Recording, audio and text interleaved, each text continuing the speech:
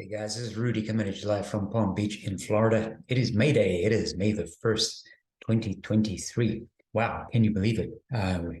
Rapidly running towards half of the year being completed. Specifically, what I want to do today is talk a little bit about banking and more specifically about First Republic Bank. Now, for the people who've been watching and following my channel, you would know by now that there are a number of things that I look at on a regular basis. Including the fundamentals, which includes the balance sheet and the income statement and debt, especially debt. I talk about the quick ratio and the current ratio quite a bit.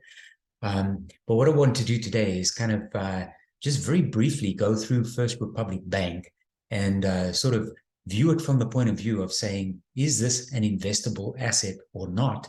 And then see if we can pick up some telltale signs along the way as to why we should not be putting money into First Republic Bank. Now, of course, as I say this, I'm kind of speaking with hindsight being 2020, right? Because we don't want to put any money into First Republic Bank because the bank basically collapsed. But let's pretend just for a minute that this was a week, 2 weeks, maybe a month ago. And we look at First Republic Bank from the point of view of analyzing it for investment purposes and deciding whether this is somewhere where we want to put our hard-earned cash in order to make a return on investment.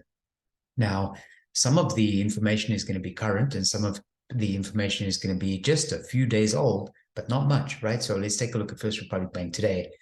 It opened, well, it didn't actually, but pre-market it was trading at $3.51.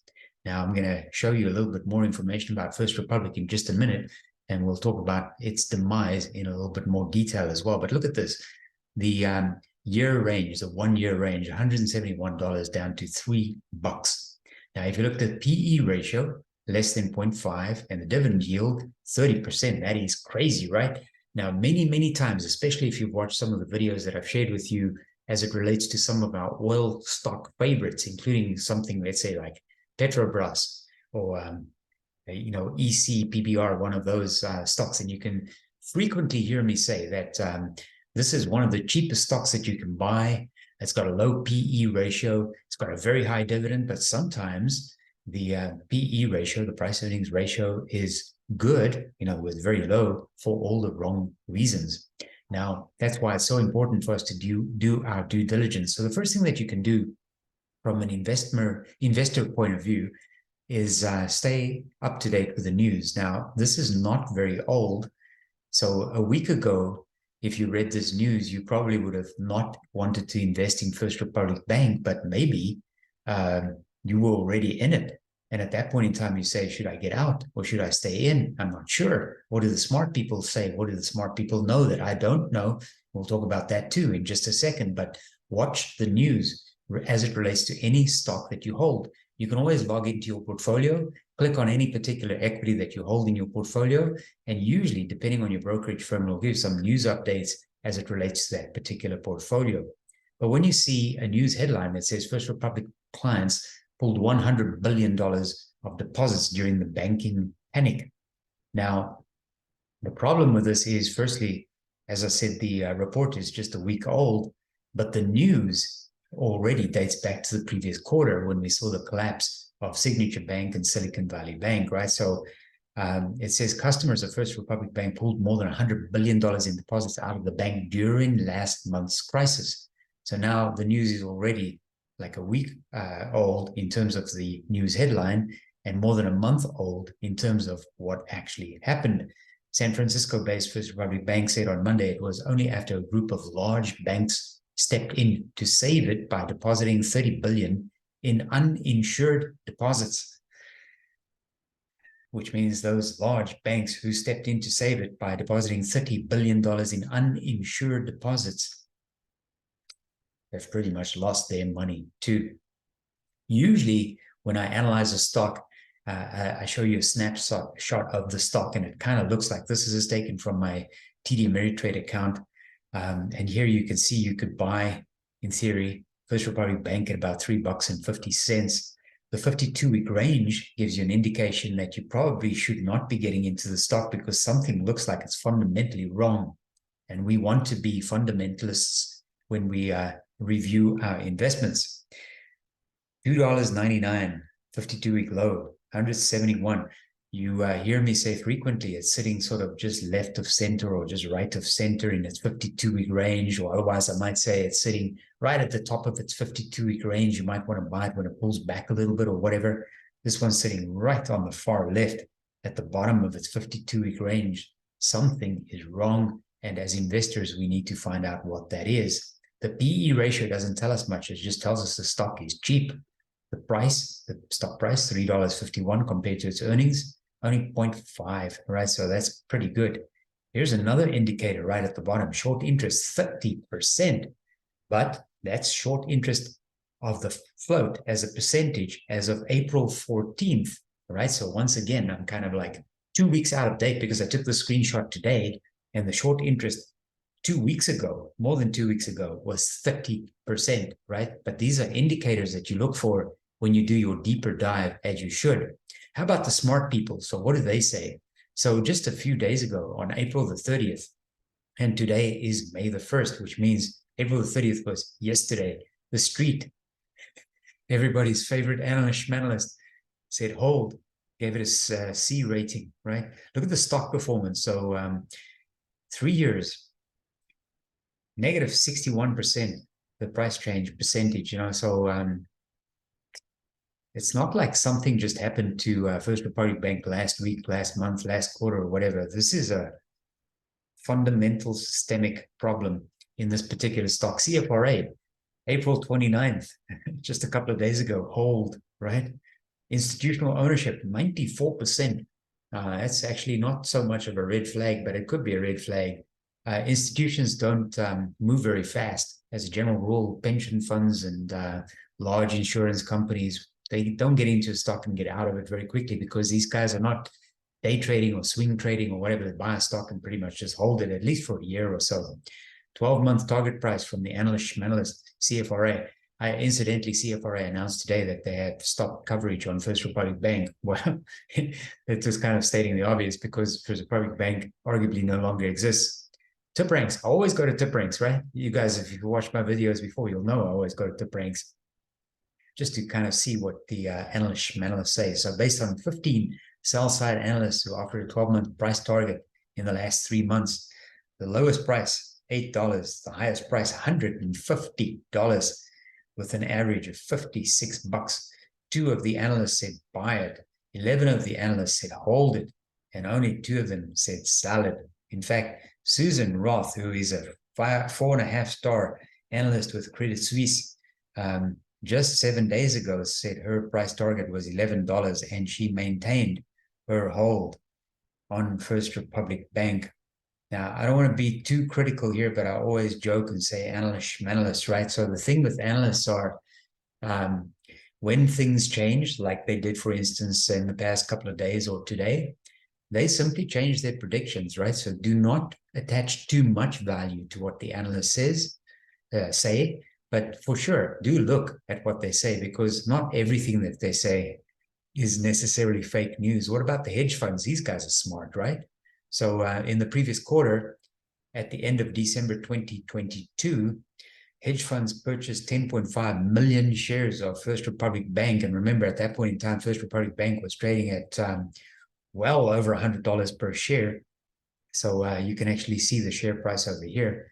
10.5 million shares were purchased. In fact, this shows me a price sort of in the 280 range or so. Overwhelmingly positive. Hedge fund confidence, overwhelmingly positive, based on 13 hedge funds purchasing First Republic Bank in the last quarter, right? So you cannot even look at the analysts and say, can they give me an indication? So the analysts are not people that you should necessarily just trust. You need to do your own due diligence. And in addition to that, you also cannot really even trust the hedge funds, because look what happened to the hedge funds here. So how about we dive just a little bit deeper and see if we can pick up some scorpions under the rocks. The PE ratio, as I mentioned, is very low. The industry is at 9.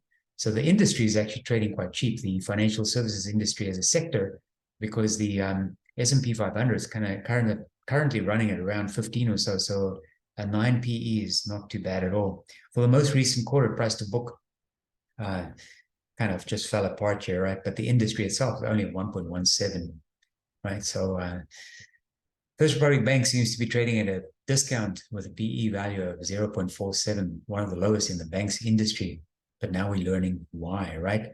Right at the top here, profitability. The company is profitable with an operating margin of 34.55%. But remember, it's a bank, so it's viewed a little bit differently compared to any other type of an organization. But look at the net profit margin here, trailing 12 months TTM, 27%, the industry, 26.74. So pretty much in line, right? So if you're looking at FRC and saying, should I invest money? So far, in general, it looks kind of okay, except for that massive 30% short interest.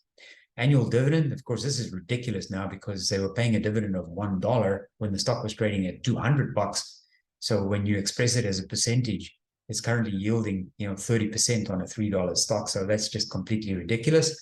But these are things that you need to look at. So if you have a stock like Petrobras that's paying you 50 or 60% as a dividend, you certainly want to do a little bit of a deeper dive to see if it's sustainable or not. The dividend is the largest of any company in the bank's industry. Well, at least today, it's a little bit deceptive because it's $1 on a $3 stock. The annual dividend yield doesn't really matter too much. Dividend growth over the past 3 years has actually sort of been lagging the industry. So at First Republic Bank, they have noticed that they are flying a little bit too close to the sun. So over the past 3 years, their dividend growth has actually lagged the industry considerably, which gives you just a little glimmer or a bit of insight into the fact that there might be some problems if the dividend is not sustainable. A good example of that would be the energy companies, right? Especially the energy companies, including your favorite of mine, Occidental Petroleum. They just cut their dividend to basically zero as a result of some ill-timed acquisitions like Anadarko and the pandemic crash and all that kind of stuff, right? Growth rate. First Republic saw an earnings decline in spite of positive earnings growth, right? So if we look at the EPS growth here, actually the entire industry was negative. Right at the bottom here, if you look at the revenue growth, it's not too bad. Trading 12 months, the industry was at 68 and First Republic was at 41. So there's only like little snippets here and there where you go like, man, there might be a problem. I'm not sure, right? Let's go a little bit deeper still. So here I'm looking at a snapshot of the fundamentals, right? So obviously we know the stock has crashed. It's now old news, but look at this coming down from a high of around 222 to $5, which was last Friday. Price performance since 2018, horrible stock to hold, right? When you bought it, if you bought it at sort of around $100, you were kind of static for the longest time. Took a dip during the 2020 pandemic, but then look at that, hit a high of 222 in just over a year.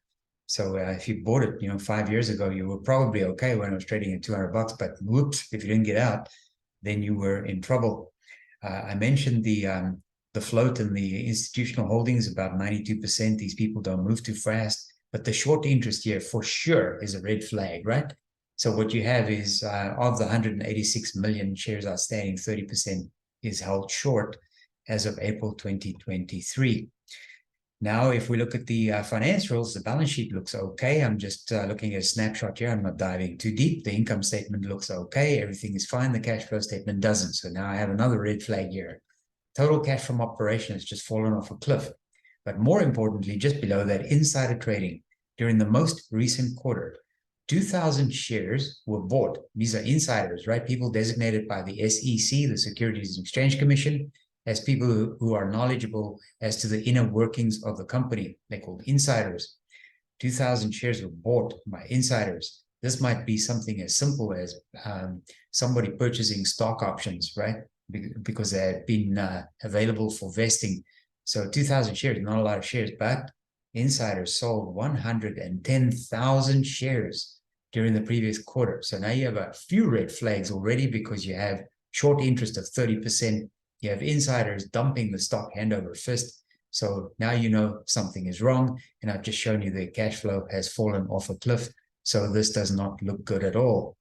Diving just a little bit deeper still, and here I'm going into the balance sheet, we can see other earnings, so ERNG, earnings assets. So these are right at the top here, it tells you interest earning deposits, right? So other earning assets total, 37 million. These are expressed in millions. And this last column on the right here is the last number we have, which is December 2022, 37.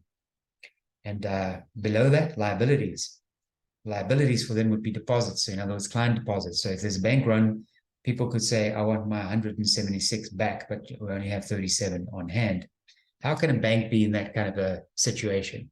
Well, that's actually as a result of fractional reserve banking, which I'm going to talk about in just a second, because I want to explain to you how that works in practice. But this on its own is a red flag. If this were a regular company that makes widgets and sells products, I would have looked at the quick ratio and the current ratio. The quick ratio tells you how much cash it has on hand in order to pay its immediately due current liabilities. And the current ratio takes the cash and cash equivalents into consideration and compares that to the current liabilities. I would have looked at that if it were a normal company. It's not a normal company, it's a bank. So we look at the assets, and these are in millions, sorry, so it's 37 billion. But at any given time, depositors can ask to withdraw $176 billion, which is obviously a lot of money. So here come the lawyers.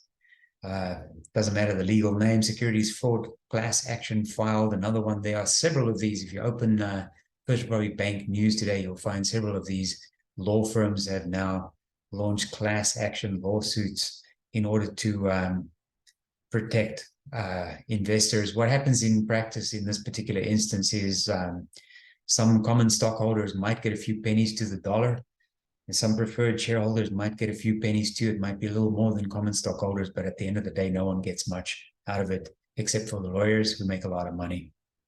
Jamie Dimon, the CEO of JP Morgan Chase, says this part of the crisis is over.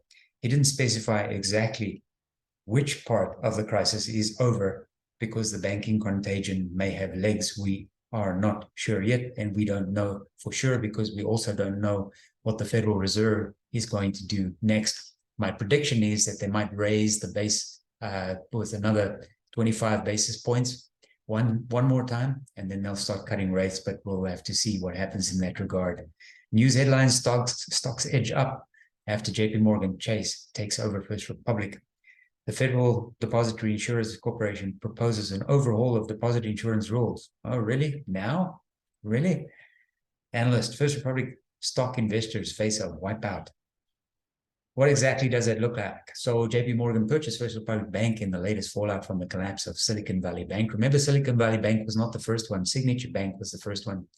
Silicon Valley Bank was just a large one. And now First Republic Bank is even larger than Silicon Valley Bank. So now we've seen two of the sort of top 20 banks in the United States collapse in a matter of just months. Jamie Dimon said on Monday, he's the CEO of JP Morgan Chase, that the crisis is over, but not for First Republic investors. JP Morgan Chase did not assume First Republic's corporate debt or its preferred stock. Now, for the people who think if you hold preferred stock, for instance, many of the listeners on this channel hold preferred stocks in Petrobras. If you're holding it because it pays a higher dividend or because you bought it at a lower price, it's probably okay. But at the end of the day, you are just as exposed as the common stockholders, despite the fact that by definition, preferred stockholders in the hierarchy of failed companies or bank failures have a sort of a higher tier of protection than common stockholders. But at the end of the day, it's meaningless, because in this particular example, JP Morgan did not assume the corporate debt or preferred stock, meaning institutional investors will not be made whole. And as I showed you a few slides ago, institutional investors owned more than 90% of First Republic Bank. Neither JP Morgan nor the Federal Depository Insurance Corporation have explicitly said what the purchase means for common shareholders. Quote, "We expect a wipeout of common shareholders during the FRC entering receivership and being sold to JP Morgan," said Wedbush securities analyst David Chiaverini in a note to clients on Monday, that was today, May the 1st. After entering the banking crisis at $115 per share, which was already 50% down from its high, First Republic Bank stopped trading on the New York Stock Exchange on Monday morning at $3.51. I do want to talk a little bit about fractional reserve banking. What is that? Fractional reserve banking is a system in which only a fraction of bank deposits are required to be available for withdrawal, as I just showed you on the balance sheet a few minutes ago. Banks only need to keep a specific amount of cash on hand and can create loans from the money you deposit. Well, how much loans, and based on how much money they need to hold? Well, let's take a look. Banks loan out a certain amount of the deposit that they have on their balance sheet, facilitates lending, thereby expanding the economy. That's the idea. In most countries, banks are required to keep a certain amount of their customers' deposits in reserve.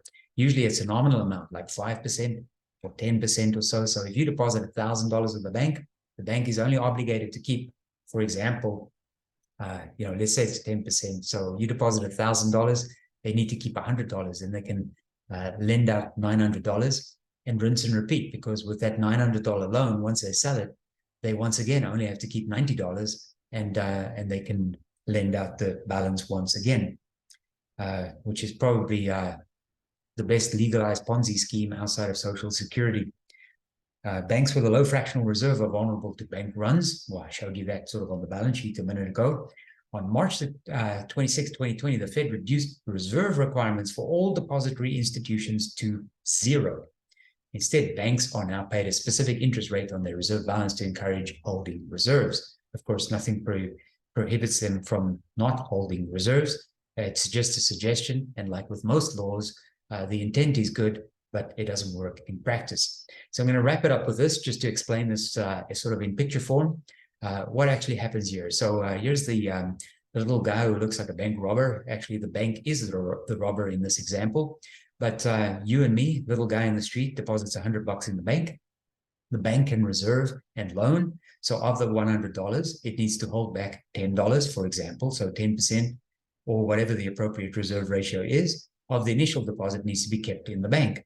The value of 90% of the deposit can be given out as a loan.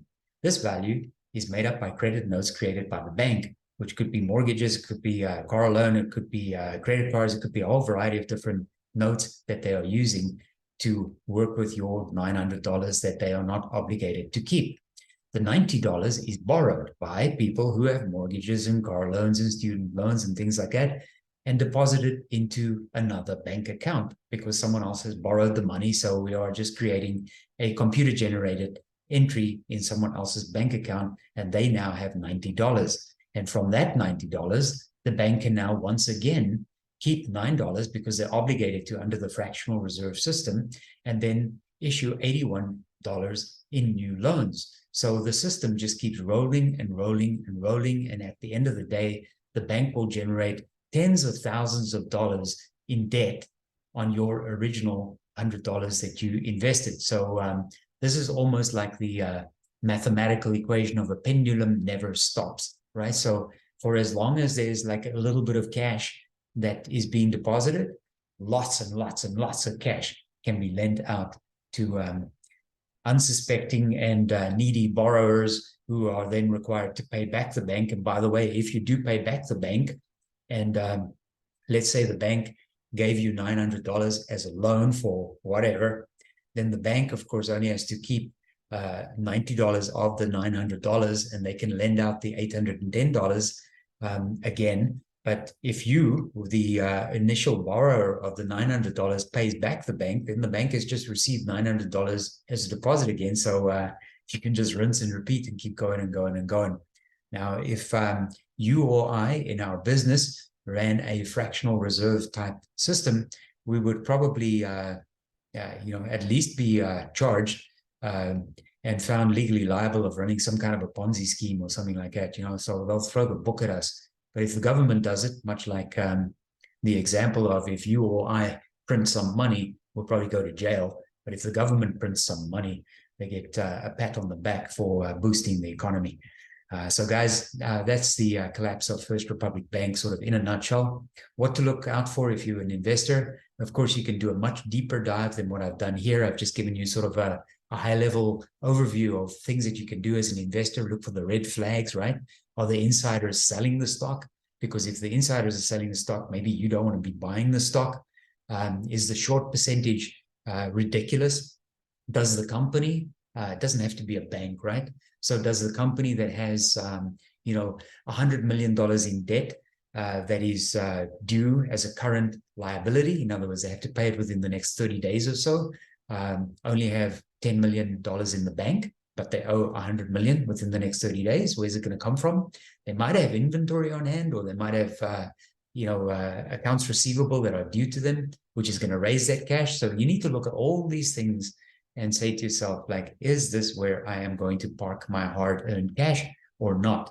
And I'm hoping that this video is useful to somebody. And if you are a long investor in First Republic Bank, that is too bad, but unfortunately, you are probably not going to receive much out of that investment that you had made in First Republic Bank. On that note, this is Rudy signing off. Thanks for watching. Bye-bye.